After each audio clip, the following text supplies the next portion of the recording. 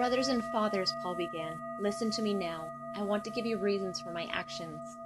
When they heard that he was speaking to them in Aramaic, they became very quiet. Then Paul said, I am a Jew. I was born in Tarsus in Cilicia, but I grew up here in Jerusalem. I studied with Gamaliel. I was well trained by him in the law given to our people long ago. I wanted to serve God as much as any of you do today. I hurt the followers of the way of Jesus. I sent many of them to their death. I arrested men and women. I threw them into prison. The high priest and the whole council can be witnesses of this themselves. I even had some official letters they had written to their friends in Damascus. So I went there to bring these people as prisoners to Jerusalem to be punished. I had almost reached Damascus. About noon, a bright light from heaven suddenly flashed around me.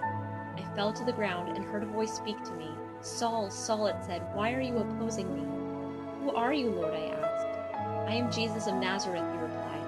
I am the one you are opposing. The light was seen by my companions, but they didn't understand the voice of the one speaking to me. What should I do, Lord? I asked. Get up, the Lord said. Go into Damascus. There you will be told everything you have been given to do. The brightness of the light had blinded me, so my companions led me by the hand into Damascus. A man named Ananias came to see me. He was a godly Jew who obeyed the law. All the Jews living there respected him very much. He stood beside me and said, Brother Saul, receive your sight. At that very moment I was able to see him. Then he said, the God of our people has chosen you. He wanted to tell you his plans for you. You have seen the blameless one. You have heard words from his mouth. Now you will tell everyone about what you have seen and heard. So what are you waiting for? Get up and call on his name. Be baptized, have your sins washed away. I returned to Jerusalem and was praying at the temple. Then it seemed to me that I was dreaming. I saw the Lord speaking to me. Quick, he said, leave Jerusalem at once. The people here will not accept what you tell them about me. Lord, I replied, these people know what I used to do. I went from one synagogue to another and put believers in prison. I also beat them. Stephen was a man who told other people about you. I stood there while he was killed. I had agreed that he should die. I even guarded the coats of those who were killing him. Then the Lord said to me, Go, I will send you far away to people who are not Jews. The crowd listened to Paul until he said this. Then they shouted, Kill him, he isn't fit to live. They shouted it and threw off their coats.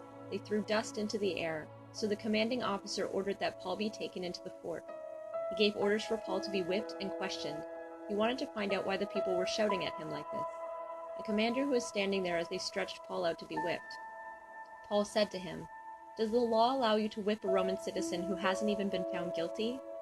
When the commander heard this, he went to the commanding officer and reported it. What are you going to do? The commander asked. This man is a Roman citizen. So the commanding officer went to Paul. Tell me, he asked, are you a Roman citizen? Yes, I am, Paul answered. Then the officer said, I had to pay a lot of money to become a citizen. But I was born a citizen, Paul replied. Right away, those who were about to question him left. Even the officer was alarmed. He realized that he had put Paul, a Roman citizen, in chains. The commanding officer wanted to find out exactly what the Jews had against Paul, so the next day, he let Paul out of prison. He ordered a meeting of the chief priests and all the members of the Sanhedrin. Then he brought Paul and had him stand in front of them.